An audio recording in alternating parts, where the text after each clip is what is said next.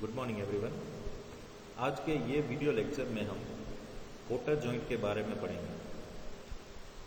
सबसे पहले तो जॉइंट की रिक्वायरमेंट क्या है वो हम समझ लेते हैं। कई चीज़ें ऐसी होती है और कई रॉ मटेरियल भी ऐसे होते हैं जो साइज में लिमिटेड होते हैं, लेकिन जो हमें फाइनल प्रोडक्ट चाहिए वो कई बार बड़ी साइज की होती है। तो हम क्या करते हैं, दो अलग अलग पार्ट में बना के उसको जॉइंट करते हैं। तो जॉइंट दो प्रकार के हो सकते हैं, एक होता है टेम्पररी जॉइंट और दूसरा होता है परमानेंट जॉइंट। टेम्पररी जॉइंट किसको बोलते हैं कि जो कभी भी हमारी रिक्वायरमेंट के अनुसार उसको हम अलग कर सकते हैं। दो पार्ट को जो हमने जॉइन किया है, अगर वो हम अलग कर सकते हैं अपनी रिक्वायरमेंट के थ्रू, तो उसको हम बोलते हैं टेम्पररी जॉइंट। और दूसरा होता है परमानेंट जॉइंट। परमानेंट जॉइंट मतलब दो कंपोनेंट को हमने जोड़ दिया, अगर हमें वो दोनों को वापस अलग करना है तो फेलियर करना पड़ेगा। फिर वो जॉइंट का फेलियर हो सकता है या फिर कंपोनेंट का फेलियर हो सकता है। टेम्पररी जॉइंट में ऐसा कोई फेलियर होता नहीं है, इजीली हम रिमूव कर सकते हैं। टेम्पररी जॉइंट के अगर हम एग्जांपल कंसीडर करें तो नट बोल्ट है जो आपने देखे होंगे, फिर कई ऐसे फास्टनर जो यूज़ होते हैं वो भी टेम्पररी जॉइंट में है। और यहाँ पर जो हम कोटर जॉइंट देखने वाले हैं और नेक्स्ट वीडियोस में हम नकल जॉइंट देखेंगे। ये दोनों आपने एमडी में ऑलरेडी पढ़ लिया है कि किस तरह से ये होता है। तो ये दोनों का यूज़ भी टेम्पररी जॉइंट में ही होता है। तो आज हम स्टार्ट करेंगे cotter joint. A cotter joint is used to connect to coaxial rods which are subjected to either axial tensile force और कंप्रेसिव फोर्स। कोटर जॉइंट एक ऐसा कंपोनेंट है जो दो कोएक्सियल मतलब जिसकी एक्सिस है वो सेम हो, ऐसे दो रोड या फिर शाफ्ट हो, तो उसको जॉइन करने के लिए हम यूज कर सकते हैं। लेकिन एक उसकी कंडीशन के कि उसके ऊपर टेंसाइल या फिर कंप्रेसिव फोर्स ही लगना चाहिए, इसके अलावा और कोई बेंडिंग या फिर शियर होना नहीं चाहिए, तो हम कोटर जॉइंट का यूज कर सकते हैं। सो कोटर जॉइंट एक टाइप क्या बोल सकते हैं कि रेक्टेंगल जिसका क्रॉस सेक्शनल एरिया है और एक स्ट्रिप है जिसको ऊपर से नीचे की तरफ जाने में वो टेपरिंग होती है, मतलब कि उसकी साइज है वो कम होती जाती है, एक स्लोप होता है। और जनरली वो जो स्लोप होता है वो 1:48 से लेकर 1:24 तक वेरी हो सकता है और लॉकिंग भी उसमें प्रोवाइड किया जाता है।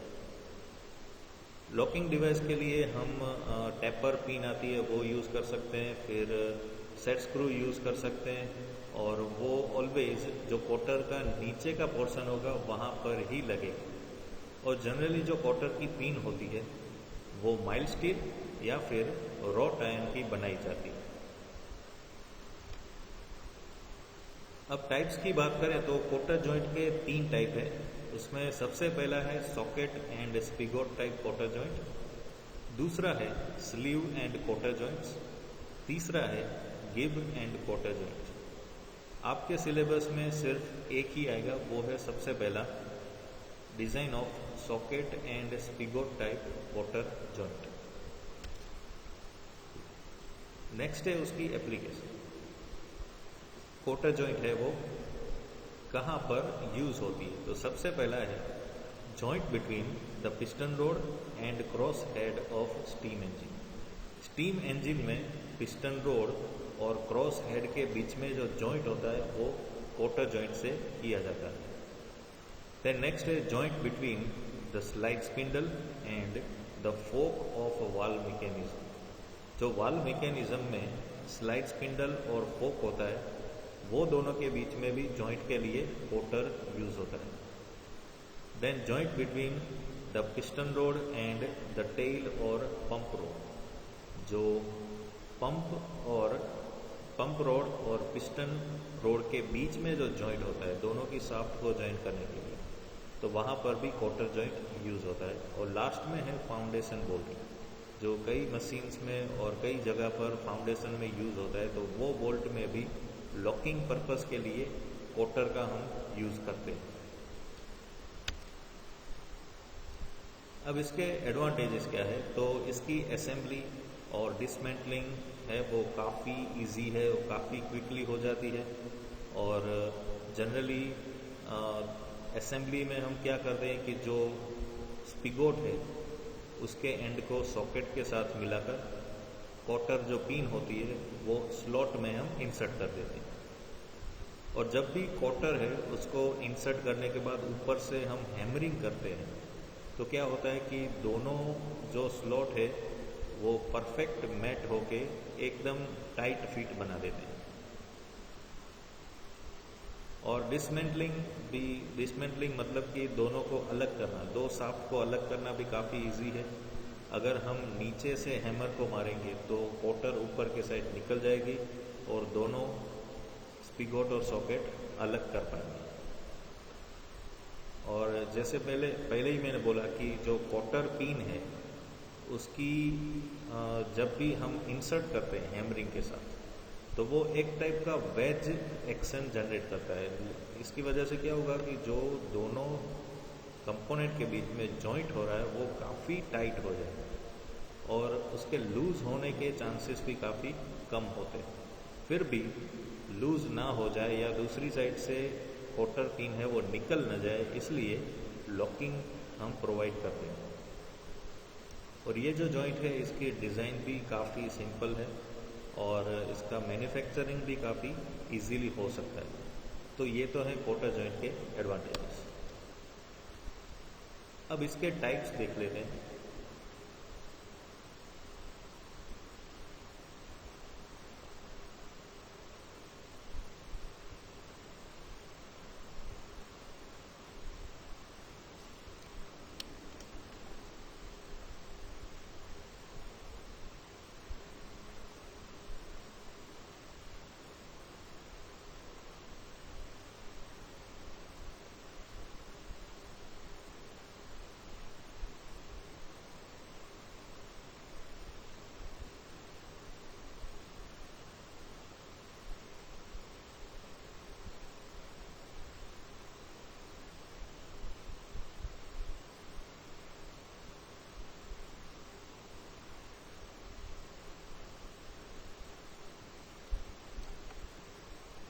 तो ये जो यहाँ पर आप वीडियो देख रहे हो, तो ये socket and spigot type cotter joint का है।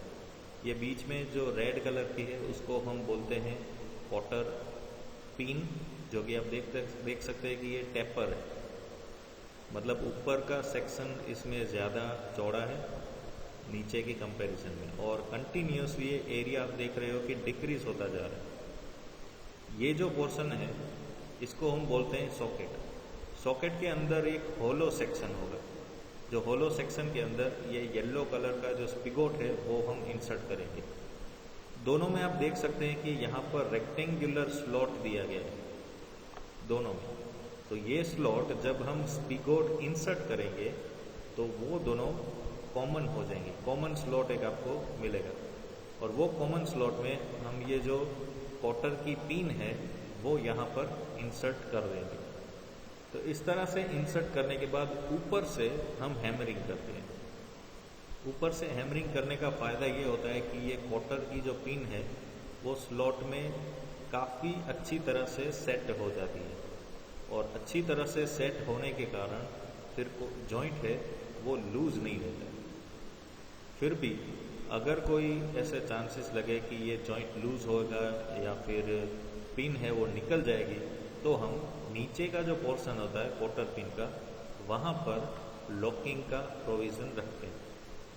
नॉर्मली ये जो जॉइंट है वो आप देख सकते हैं कि ये साइड भी साफ्ट है और दूसरी साइड भी साफ्ट है। ये दोनों साफ्ट अगर सेम एक्सिस के ऊपर हो जिसमें कोई भी एंगुलर मूवमेंट ना हो, तो हम कोटर जॉइंट से इसको जॉइन कर सकते हैं। तो इस तरह से हम असेंबल भी कर सकते हैं।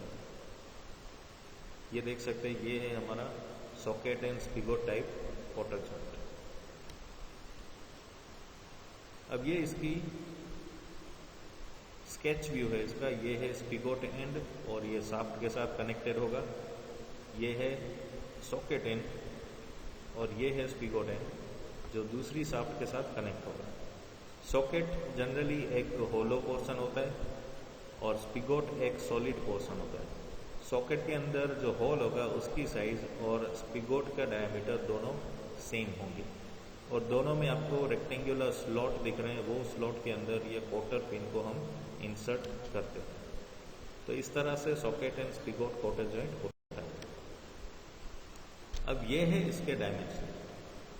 आपको क्या करना है, यहाँ पर आप वीडियो भी पॉज कर सकते हैं या फिर आप स्क्रीनशॉट भी ले सकते हैं।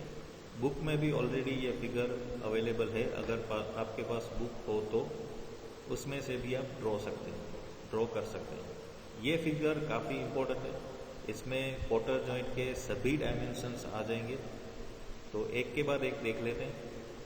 जैसे सबसे पहले होगा ये डायमीटर शाफ्ट का जो कि है स्मॉल डी होगा, उसके बाद आएगा D1 जो कि ये डायमीटर होगा।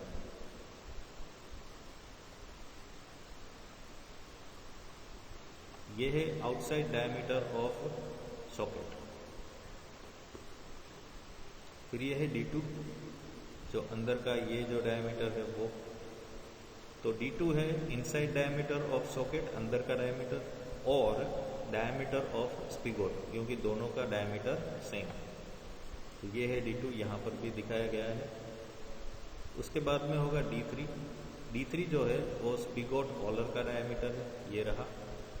ये कॉलर इसलिए यहाँ पर है क्योंकि अगर ये कॉलर नहीं हुआ तो फर्दर ये जो स्पिगोट है वो हम अंदर इंसर्ट कर पाएंगे, लेकिन ये कॉलर का काम क्या है कि वो रिस्ट्रिक्ट कर देगा, इससे आगे अभी स्पिगोट हम इंसर्ट नहीं कर पाएंगे।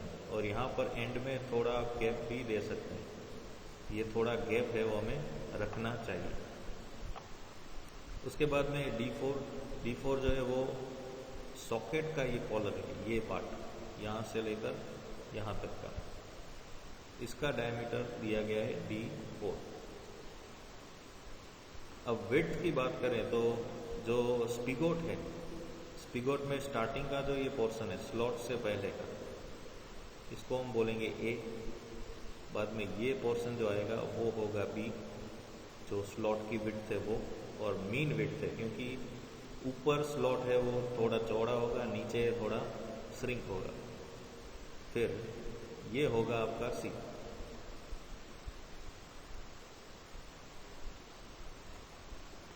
तो इस तरह से इतने डायमेंशंस होते हैं।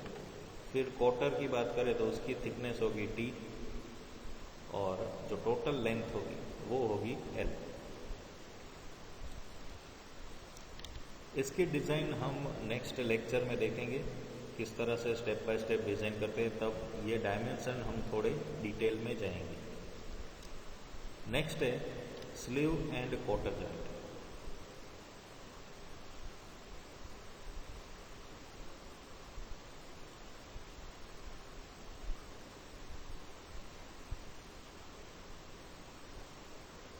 स्लीव एंड कोटर जॉइंट किस तरह से होता है, पहले हमने देखा था स्पिगोट एंड सॉकेट टाइप में कोटर एक ही होती है, कोटर पिन। लेकिन वहाँ पर प्रॉब्लम क्या था कि जो सॉकेट और स्पिगोट है वो स्पेशली हमें बनाने पड़ते हैं। अगर स्पिगोट टूट गया तो पूरी शाफ्ट है वो चेंज करनी पड़ेगी, जो भी साइड स्पिगोट है वहाँ पर, तो वो थोड़ा डिफिकल्ट हो जाएगा क्योंकि उसको हमें कास्ट करना पड़ता है। तो वो दूर करने के लिए क्या किया, दोनों एंड को सिंपल बना दिया। आप यहाँ पर देख सकते हैं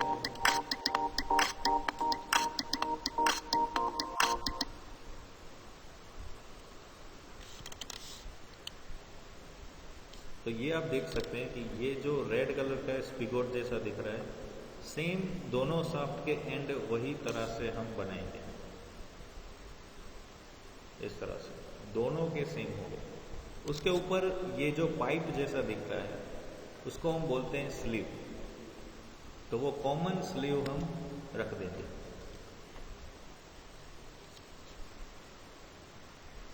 दोनों के बीच में कॉमन स्लीव हम रख देंगे।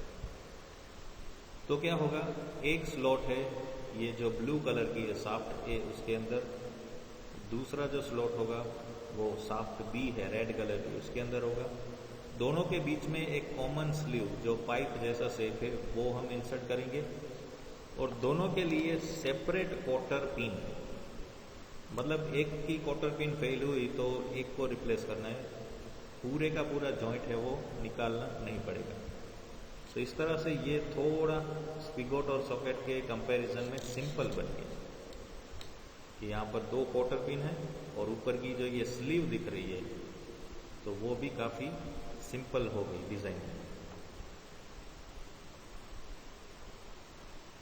अब इसको निकालने के लिए सिंपल ये 2 क्वार्टर की पिन अगर हम निकाल देते हैं तो सभी चीज़ें वो अलग हो जाएंगी। और अगर असेंबल करना हो तो सेम है, पहले 2 शाफ्ट को स्लीव में इंसर्ट करके ऊपर से क्वार्टर पिन को हम डाल देंगे तो ये भी असेंबल हो जाएंगे। मतलब इसका असेंबली और डिसमेंटलिंग काफ़ी इजी।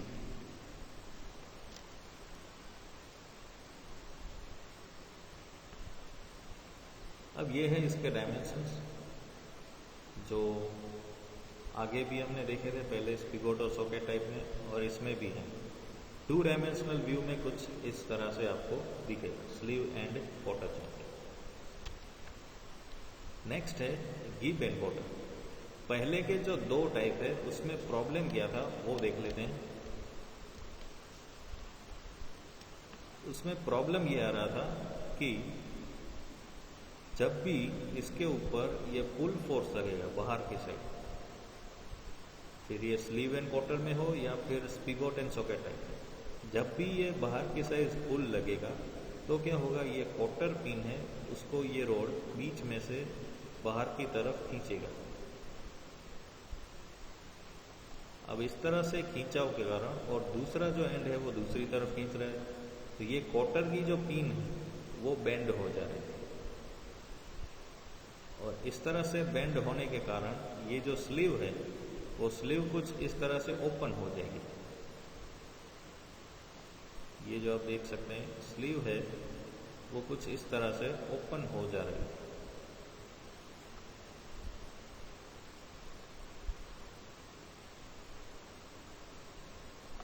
तो ये ओपन हो जाने के कारण क्या होता है, स्लीव और क्वार्टर दोनों बेंड हो रहे हैं, तो ये ओपन ना हो, इसलिए ये जो प्रॉब्लम हम फेस कर रहे थे वो दूर करने के लिए इस टाइप का गिब है वो ऐड किया गया। तो येलो कलर का आप देख सकते हैं, क्वार्टर पिन के साथ ही हमने वो गिब है वो ऐड किया है। तो ये वीडियो भी हम देख लेते हैं।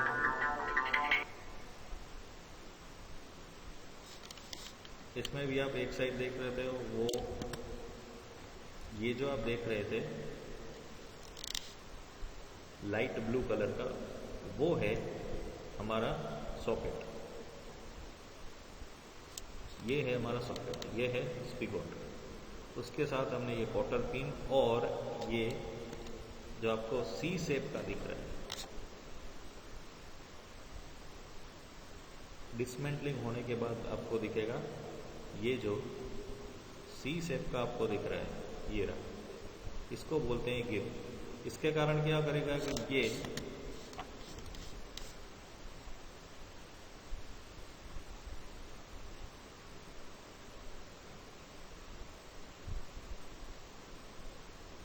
ये आप देख सकते हैं इस तरह से डिसमेंटलिंग होता है। अब इसके कारण क्या होगा, जो